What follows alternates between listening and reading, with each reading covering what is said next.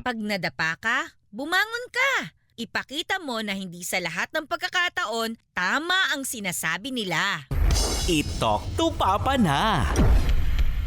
Hello, good morning. Hello. Good morning po. Good morning. Anong pangalan mo? Ano po, Cristel. Si Cristel. Oy, Cristel. Ako si Lady Gracia. Ay, Cristel, ako naman si Papa Ace. Yung mapag-uusapan Hello po. natin dito, baka i-upload namin sa social media namin. Okay lang sa'yo? Okay lang po. Okay, sige. Cristel, ano ba ang iyong problema? I-talk to Papa na. Nung nakarang 2013 po, high school pa lang po ako. Uy, Mhm.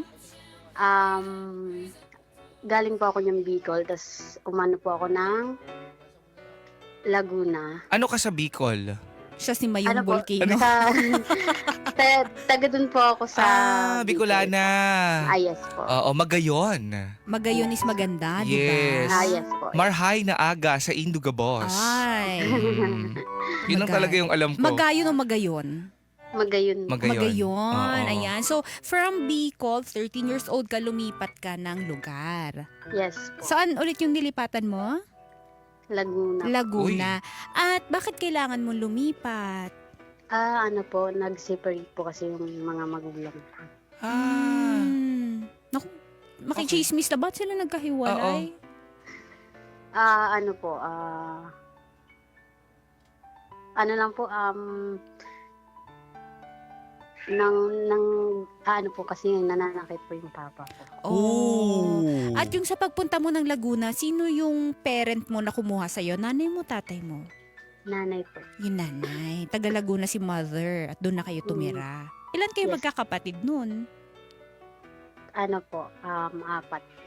4. Tapos lahat kayo kinuha ni mother. May naiwan pa pong isa sa Bicol. Bakit iniwan? Ano po, hindi pa po kaya kasi ng mama ko po na lahat kami nasa kanya. Sino yun? Ay. Yung bunso? Pangatlo. Yung pangatlo? So parang Pag ano? yung mga nasa middle child, Oo. yung mga middle child talaga, yun yung mga madalas maiiwan. Or yung, Sabi ko, ay kaya niya na yan. kaya niya na Oo, yan. ang mahirap dito, yung mga bunso, ganyan. Yung, mga panganay naman kailangan kasi, ko yan para kasi mag-alaga kay magtatrabaho bunso. kasi yan. Charot. Oo. Kung sino yung panganay, breadwinner yan, kukunin ko Oo. yan. Ganon. Ikaw ba, ano ka nun? Panganay or bunso? Panganay po. Nako. Oh. Tanong lang, ikaw ba yung breadwinner? Mas ano po yung sumunod sa akin. Mas breadwinner siya. Apo. Pero naasahan din naman po. Kumbaga ikaw ay first runner-up lang. Siya Sana talaga all yung breadwinner. naasahan. Naasahan ka din. Apo. Oh, Lahat taray. ng gawain naman po. Lahat Oh. naman. Yung bunso, yung Pag-aalaga ano, sa no? bunso. Yung bunso spoiled. Yes. Okay, so iniwan doon yung pangatlong kapatid ninyo tapos kayong tatlo kasama ang inyong nanay. So, Yes. kumusta naman yun, yung adjustment ninyo? Nung pumunta po ako rito sa Laguna, medyo nalungkot po ako kasi yung pangatlo ko pong kapatid, talagang close na close kami kaso naiwan din po talaga siya. Oh. Okay. Di So, paano yun nung time na umaalis? Gusto ko lang malaman kasi tatlo kayo, no? Siyempre, nag-iimpake na kayo, alis na kayo. Kumusta naman yung pakiramdam nung kapatid na naiwan doon? tsaka alam mo yung ramdam mo na hindi kayo magkakasama? Paano siya? Umiiyak ba siya noon nung nagkahiwa-hiwalay na kayo? Opo, sila po ng papa ko. Umiiyak. So, si tatay mo, pinigilan pa niyang umalis si nanay mo? Hindi po niya alam kasi po At tumakas. nag-aaway po. Oo. Ay, takas So, na. walang pigilan na naganap. Like, wag kang umalis. Ano po, yun, lasing po nun ng papa ko. Sila umalis. Kasi yun lang yung time na pwede silang umalis. Makakatakas. Oo. Mm. Pero ito ay pinaliwanag naman doon sa kapatid na naiwan na may iwan ka na dito kay papa. Dito ka muna, ganon. Apo. Oy, naiiyak Oh. ba? Bakit Sumunod na lang po ako nun. Naiwan kaming dalawa ng kapatid kong pangatlo. Tapos Oo. sumunod na lang po ako. Sumunod, same day din na umalis ka. Hindi po. Nagtagalan pa po kasi nag-aral pa po ako ng high school sa Bicol. Ay, Okay, tapos nung nakatapos ka na ng high school, kinailangan mo na magpaalam doon sa ikatlo mong kapatid? Opo. Ay, Oh. ang sakit nun. Okay, so pwede bang, sorry kung medyo masakit to, pero kung babalikan lang natin nung time na yon, paano ka nagpaalam sa kanya na, uy, alis na ako, punta na ako kay na mama? Sabi ko po, kukunin din namin siya. Kaso, ano po, masakit para sa akin na iwan siya. Kasi ilang taon pa lang po siya nun. Like ilang taon siya? Elementary pa lang siya. Ikaw yung grade five pa lang nag-alaga. Yun po. Ala, Okay. okay. Pero mabait. Yung Mm. papa ko po, mabait naman po siya. Kaso nga lang po, ano lang, lasinggero lang siya. At pag nalalasing, nananakit. Ako po. Hindi pa rin mabait yun. Oo. Kasi hindi siya gumawa Hindi niya kasi ng kayang paraan. pigilan yung sarili niya kapag nalalasing Nawawala siya. po, nawawala siya sa ano niya paglasing. Mm. Pero kaming magkakapatid po, hindi naman po niya nasasaktan. Yung mama lang po. Anong dahilan? Bakit niya sinasaktan yung mama niyo? Alam mo ba? Nagsiselos lang po. Oh. Dahil sa selos. Pero wala namang naging kabit yung nanay mo noon, no? Selos lang talaga yung na-feel Wala ng po. father. Wala naman. Ay, okay. So yan na, pumunta ka na ng Laguna. Mag-isa mong bumiyahe, iniwan mo yung kapatid mo noon. Okay, Ako po. so paano ka naman? Kumusta Ano ang pa buhay lang- mo noon? Umalis po ako ako lang po mag-isa. Ano pa lang po ako nun. Ano pa lang po ako nun. Nasa 15 years old. Mag-isa mo binyahe. Opo. Buti pinayagan ka ng tatay mo din na ipabiyahe ng mag-isa saka pumunta kay nanay mo. Opo. Ang una po, naiiyak po siya. Mm. Nalulungkot po. Nung nandun na nga po ako sa malapit sa kaya ng bus pa Manila na po. Sumunod pa po siya kasi hindi niya na po ako naabutan. Wala po akong, yung dala ko pong cellphone nun, yung uso pa po dati na 3210. Sira-sira pa po time na yun. Oo, pero may contact ka din naman kay Opo. mother mo. Alam ni mother mo Opo. na papunta ka na doon. Opo. Tapos nasira pa yun, na-lowbat yun nung nasa Pasay na po ako. Wala. Oh. Naki-text na lang po ako dun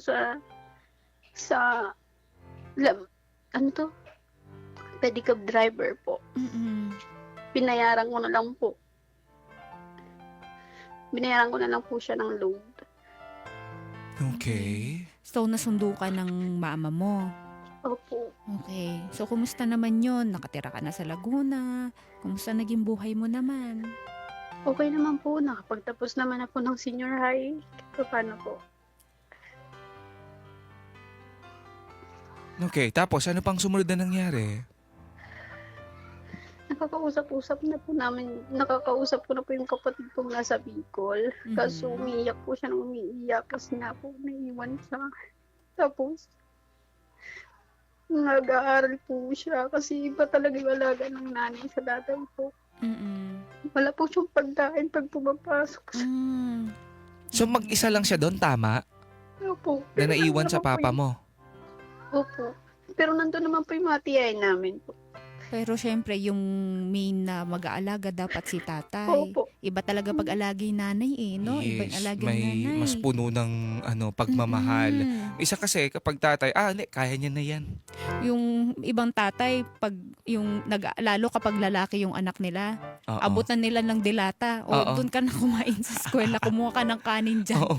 Kaya mo na Ipapabauri ko rin magbubukas ng delata sa classroom. Hindi pa naman easy open Diba? ka, no? Tatay ko dati, Oo. sorry ko i-share ko lang. Oo. Ang laki nung, alam mo, pinaglagyan niya yung tub ng ice cream. Oo. Pinuno niya ng maraming kanin. Tapos? Isang pirasong hotdog. Tapos ang nipis ng hotdog, walang sustansya. Tapos sa classroom, kailangan naming ubusin yun. Hindi kayo pwedeng lumabas. Ubos ko ng hotdog yung kanin kung di ko pa nakakalahati. Isipin mo, nilagay ba naman si isang tub ng ice cream? Yung nauuso, di ba, dati? Mm-mm. Kasi tinatabi pa natin yun eh. Yung mga pinaglagyan ng ice cream kasi nagagamit pa. Ginagawang baunan talaga yun. Yeah, hindi naman yun yung baunan ko pero yun yung nakita ng tatay ko. Okay na to. Sabi Okay niya. na to. So, yun yung gets natin, no? Oo. Yung sinasabi nitong ating bida dito. Yes. Na Though, iba talaga pag-alaga ng nanay. oo, yung nanay mo, aayusin pa niya yun, gagandahan pa niya. Diba? Minsan may mga, anong tawag dito? May mga flower pa nga. Oo. Yung sa ngayon, di ba? Yung mga eco bag pa na maganda yung papagamit Saka sa'yo. may mga design yung mga pagkain ngayon. Yung may mga, Oo, parang may mga mukha. pastar, something like Ganyan, that. may mga fruits, mga ganyan. Tapos yung mga tira-tira doon, yung mga pinagtapyasan yun yung pagkain niya. Oo. Ay, nakaka-relate yung mga mommies dyan, di ba? Yes. Hello, Cristel. Hello po. Ayun. Okay, sige. So, ganun na yung mga nangyayari. Hindi naalagaan yung kapatid ninyo. Nalaman to ng nanay mo, tama ba? Apo. So, paano yung naging sitwasyon nun bilang isang nanay? Masakit yon. Sakit po yun. Mag-worry siya, hindi niya pa rin Apo. kinuha? Mga 1 taon pa po bago siya nakuha. So, Ay, Oo, kinuha at umabot din. least. Akala ko Okay. kasi talagang hati na si nanay at tatay mo sa mga anak. So, Mga pa rin po. kinuha. Okay. Okay, so kumusta? Ano pa ang mga sumunod na nangyari? Nung nakuha na po yung kapatid ko po, nadala na po dito sa Laguna. Yung mama ko po na nagtatrabaho po ng kasambahay po. Mhm. Tapos, yung papa ko po, siya na lang mag-isa sa Bicol. Mm. Bali na ano ko po sa mga tiyahin ko na lagi na nga nagiinom. Hindi na siya kumakain. Pagkagising, iinom po. Bali, Oh. nagkasakit po yung papa ko po. Ooh. Sakit sa atay. Opo. Oh, no. Na-depress siya nung time na Opo, nawala kasi, kayong lahat. opo, nawala Mm-mm. kaming lahat. Okay. Bali. Tapos po noon, pumunta rin po siya dito sa amin sa Laguna. Mm. Oh, okay lang sa mother mo. Okay naman po okay naman na po sila. Nakikipagbalikan ba siya nun? Gusto sana po ng papa ko kaso po hindi na din talaga ng mama ko na Mm-mm. makipagbalikan po. Kasi Sure. baka ganun din po yung mangyari ulit. Magkasakitan na naman. Mm. Okay. Apo. Pero okay naman sa kanya na nandun po sa amin. Nandito po sa amin si papa. Mm-mm. Tapos, nung nandito na po siya, nag-construction worker po siya. Mm-mm. Tapos, nung nakakapagtrabaho na siya dito, ginusto niya po ulit pumunta sa Bicol kasi mas gusto niya po dun kasi nga lugar niya po yun. Mm-mm. Tapos, nung nandun na ulit na naman siya nag-inom pa rin siya nag-inom hanggang hindi po namin alam. Magdidibo na po ako. Pinapunta po namin siya dito. Nung dibo ko na po pala na yun, may sakit na po pala siya. Oh. Hindi po namin alam, hindi niya din pinaalam sa amin na may sakit na pala siya. Tapos, nung pagtapos ng dibo, mga nag-ilang months lang siya dito, umuwi na rin po siya ulit ng Bicol. Tapos doon na siya pagka-uwi niya ng Bicol po, doon na siya nagkasakit na talagang dala na po siya sa hospital. Okay. Na nangayayat na po talaga siyang sobra. Oh. Mm-mm. So, ano daw ang findings ng doktor? Ano ang naging sakit niya? Sa na po yung atay niya. Ay, Mm, nawala na, nalusaw na. Komplikado na. Opo, kasi kakainom po. Kasi nagiinom siya ng walang kain. Pagkagising po, inom na naman po ulit. Pang ganun po. Oh. Nangyari sa kanya. Tapos, alam mo yung tumagal siya ng ilang buwan sa inyo na okay pa siya. Oo. Opo. Kasi masaya Yung- kasi siya nung time na yun kasi Oo. kasama Opo. niya kayo no? Tapos biglang nalungkot na naman. Opo. Usually pag ang katawan stress or nalulungkot mga ganyan, dun dumadating yung mga iba't ibang sakit. Yes. Diba? Opo. Opo. Okay, sige. Tapos umuwi kayo ng Bicol nung time na yon? Hindi po kasi nag-aaral po kami nung time na yun po. So, anong nangyari? Tapos yung sabi po ng tiyuhin ko, gusto niya daw po pumunta rito sa amin kahit may sakit na siya. Kinaya niya pa rin po na kahit sobrang payat niya na, so talagang kinaya niya mapunta lang po siya sa amin. So, bumiyahe Isa- siya from Bicol to Laguna ulit. Opo. Ay, hala. Okay, sige. Tapos? At tapos nung andito na po siya sa Laguna, doon na po siya na sabi niya sa amin na sobrang sakit daw po ng tiyan niya. Mhm. Hindi na daw po niya kaya. Eh, nung time na yun po, buntis po ako nun 7 months po ako buntis nun. Buntis ka na. Ilang taon ka Apo. nun? Ano na po, 20. Okay. 20 na po. Tapos, nung andito na po siya, dinala po namin siya sa hospital. Tapos, kaya lang pala siya pumunta dito kasi gusto niya makita muna po kaming pamilya niya bago siya pumanaw po. Umano din po siya. Nawala din po siya ng mga ilang ano lang po, days. Ilang araw lang. Opo. Naramdaman na nung katawan. Opo, siguro po, inano niya pong makita lang po kami. So, Bago sa inyo siya nawala. Opo, dito din po siya nilibing. Mhm. Dito na po. So, Cristel, ano ang huli niyang sinabi sa'yo? Mahal na mahal niya daw po kami, apat. Mhm. Tapos hindi na po nila kasi ako pinasama sa hospital. Bali, ang pumunta lang po dun yung mama ko tsaka yung kapatid kong pangalawa. Kasi nga po, buntis po ako. Mm. Kaya yun po, yung nasa hospital po sila, yung mama ko tsaka yung kapatid ko. Yung pangalawa kong kapatid, nagbantay po siya doon, tapos sabi niyang papa ko, umuwi na daw po siya. Si mama na nga lang daw po magbantay. Yun pala, yun na po yung huling nakaalis lang po yung kapatid ko bago po siya nalagutan ng hininga. Oh. so, Ayaw siguro niya makita na mawawala siya, na andun yung anak niya po. Si yung kapatid ko po. okay. So, Cristel, meron ka bang gustong sabihin sa papa mo nung nabubuhay siya na hindi mo nasabi? Ano yun? Ano po? Mahal na mahal ko po siya. Kahit saglit nung di ko po siya nakasama. Ano po? Hindi. Ngayon wala na po siya. Hindi ko na po ulit masasabi sa kanya na sobrang mahal na mahal namin siya, na nagsisisi kami dahil umalis kami sa kanya. Parang na-stress po kasi talaga siya nung umalis kami.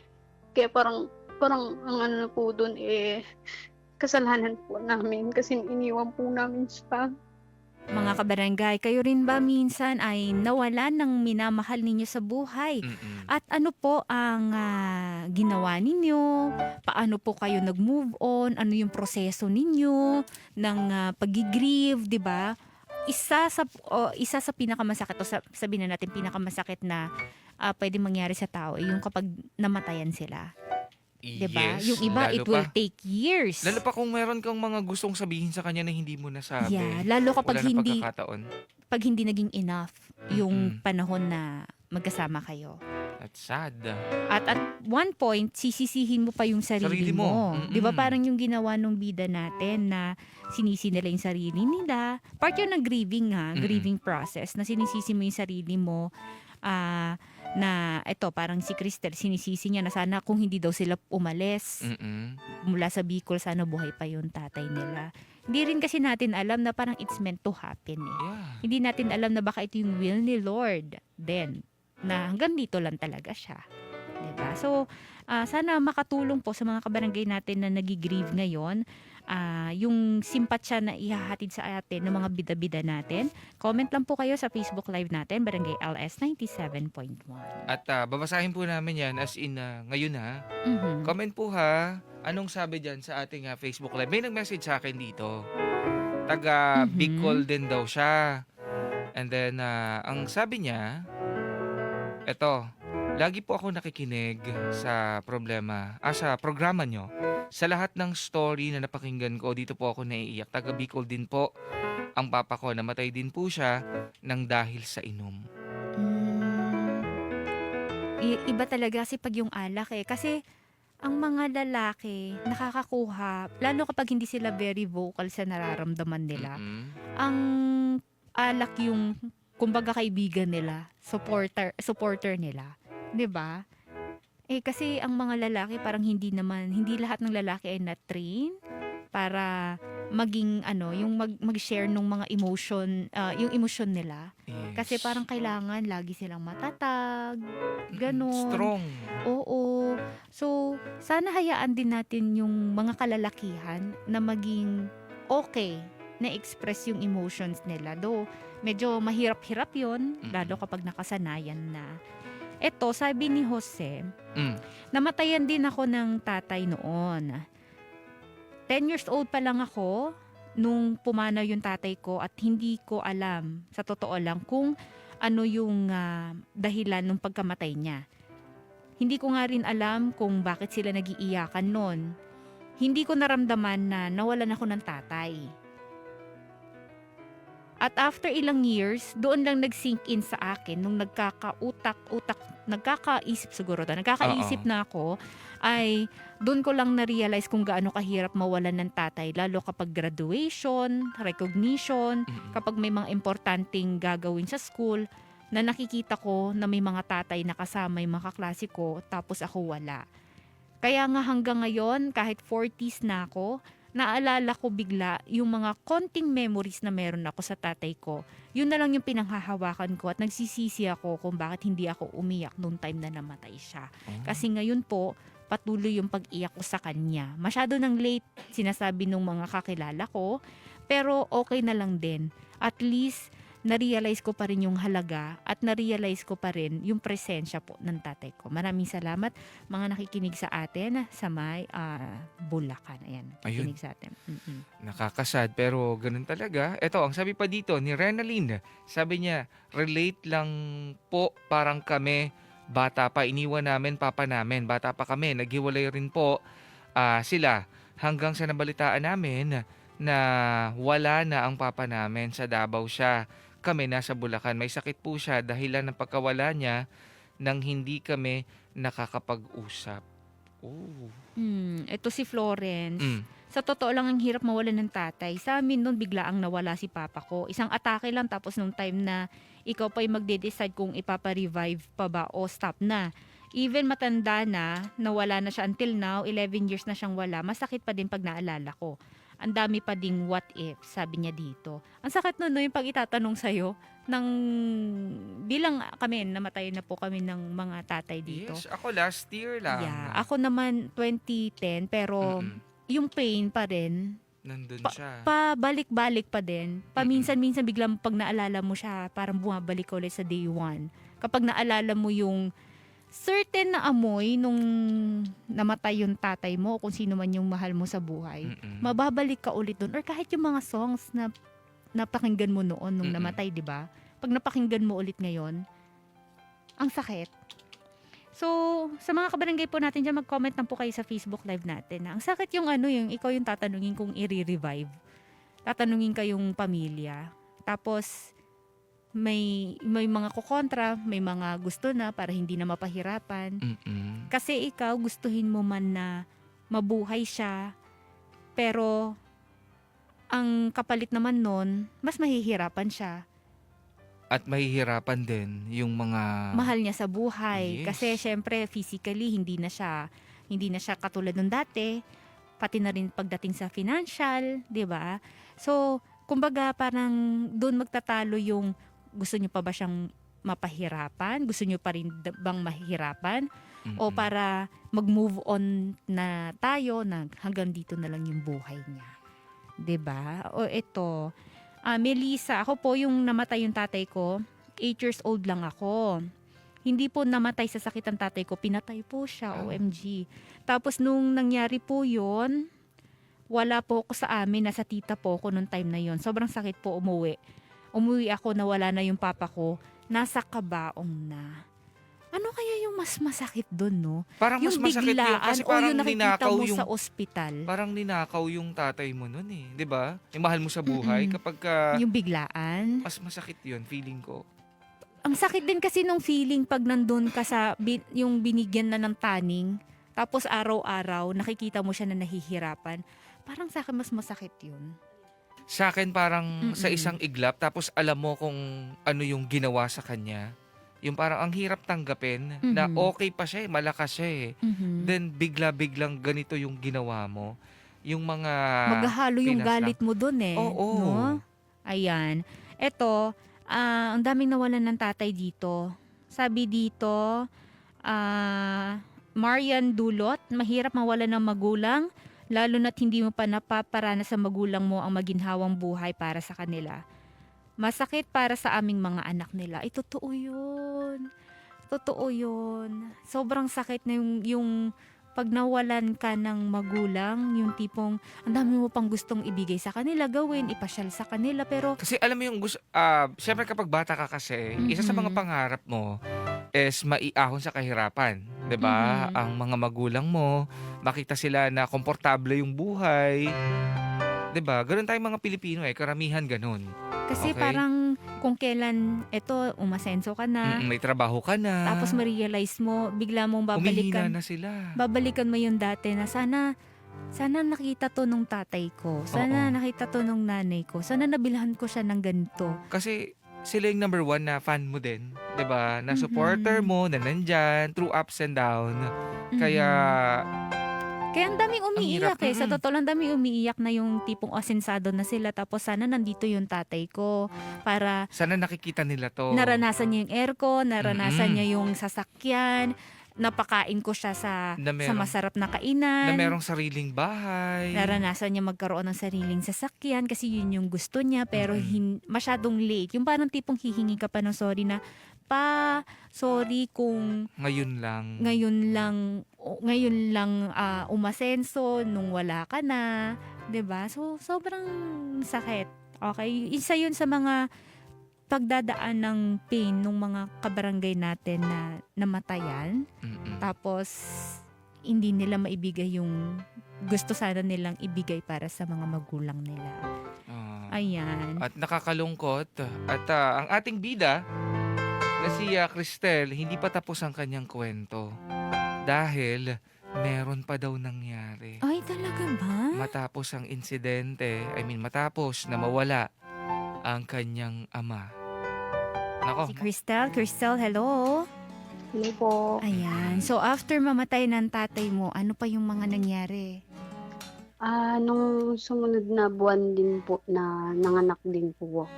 oh. Mm. Kasi hindi ka nakapunta dun sa hospital because si father, ikaw nga ay buntis, di ba? Yes po, 7 months po. Oo. 7 months ka na nung buntes, tapos nanganak ka. Ano po? Next din po, sumunod na buwan din po. Nanganak ka na. Opo. So, premature, no? Premature. Yes po, premature po. Mm-mm. Ang delikado pag 8 months. Yes. Mas sabi pa delikado nila, kaysa sa 7 months. Opo, ganun mga. Mas delikado ang 8 months kaysa Isa 7 7 months. months. Mas Yes. okay pa daw na 7 months. Yeah. Diba? Okay, sige. Tapos, Tapos nung nanganak na po ako, na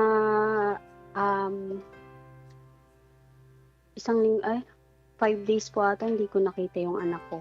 Tapos nung nakita ko, yung pinayagan na po akong makita siya, kasi nasa siya, incubator, parang yung mukha po ng papa ko, parang ganun din po yung naging hawig-hawig din po niya yung baby ko. Kaya medyo naibsan po yung pagka-miss ko po sa papa ko.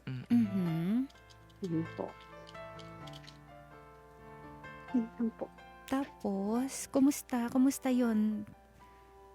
Naging okay naman po, normal naman po lahat ng ng baby ko po. Kaya sa ngayon po, malaki na siya, nag-aaral na din po. Mm-mm. Yun po. At least nakasurvive si baby. Yes. Yes po. 3 weeks po kami sa hospital. Oh, Okay. Okay. 3 weeks. Ah, Mhm. Pasalamat po ako kasi mabilis mag-recover yung baby ko. Yung iba po kasi nakasama ko doon, inaabot po ng 4 months. So, basta matagal po. Yung ibang doon. Okay. So, naging maayos pala naman si baby. Okay naman na po siya. Oo. Naging okay na. Ano lang po yung pagkamis namin sa papa namin kasi medyo may pagkahawd po sa papa ko. So naibsan, 'di ba? Kahit Opo. papaano yung pangungulila tuwing nakikita niyo Yes yung po. anak mo. Okay. Tapos ano pa mga nangyari? Okay naman na po. Wala naman na po. Naging okay naman na po lahat. Naging okay na. Apo, bali dinadalaw-dalaw na lang din po namin kada linggo yung papa namin sa sa cemetery. Okay. Cemetery. Mm-mm. At least kahit papaano yung pagkamis, yung tuwing makikita mo yung anak mo, kamukha ni Papa. Andito lang siya. Apo. At saka kapag kasi nawalan tayo ng mahal sa buhay, parang may minsan, bunga. hindi natin na alam mo yung parang nandyan lang siya. Mhm. Parang kasi Opo. matagal din naman na magkalayo kayo, nasa Bicol siya. Parang iniisip mo nasa Bicol lang siya. Mm-mm. Ganun. Apo. May mga taong gano'n nag-iisip na, hindi, nasa ibang bansa. Oo. Meron diba? tayong naka-work ako dati na gano'n ang iniisip niya. Hindi siya Oo. pumupunta sa hindi Sementeryo? siya pumupunta sa mga lamay. Oo. Ayaw niyang pumunta sa mga lamay kasi ang gusto niyang isipin nasa lang yan, nasa ibang lugar lang, nasa Oo. ibang bansa. Pero minsan hindi magandang yun ha. Kasi Coping parang hindi pa mechanism rin kasi parang in natatanggap. denial ka eh. Oo. Na gano'n yun. Kasi paano kung isang bagsakan, Mm-mm. biglang na-realize mo na sana nag-grieve ako sa kanya. Yeah. Kasi healthy process po yun mga kabarangay, yung pag-grieve. Huwag kayong matakot mag-grieve, umiyak, Mm-mm. magalit kayo. Hayaan nyo lang yung katawan ninyo. Kaysa isang bagsakan pupunta yan sa inyo. 'Di ba? Tapos isang araw ma-realize magme-mental breakdown ka talaga dyan. Yes. Sa ganun. Pero sa ngayon, okay ka naman na wala nang ibang nangyari. Mm-mm. Wala naman na po. Okay. Anyways, maraming salamat sa pag-share ha. And I hope maging okay ka na. Natanggap mo na talaga na wala na si Papa. Mhm. And yung anak mo, pag tuunan mo ng pansin, itong pamilya na binuo mo na meron ka ngayon. Ayan. At syempre, paminsan-minsan, pag naalala natin sila na pag-uusapan, may naaamoy, napapanood o nakikita Mm-mm. na may connection sa kanila, umiyak ka lang. Yes. Normal yon. Siguro, ayun yung paraan din natin ng pag-alala o pag-honor sa naging buhay nila. Okay? Maraming Maraming salamat. salamat. Ayan po mga kabarangay. I'm sure maraming nakarelate sa inyo dyan. Mayroon niyang umiiyak. Sige lang, pag-usapan po ninyo kung ano man po yung nangyari sa mga namatay ninyong mga mahal sa buhay para mabigyan ng honor ang naging buhay nila na hindi pa rin natin sila nakakalimutan. Barangay LS 97.1.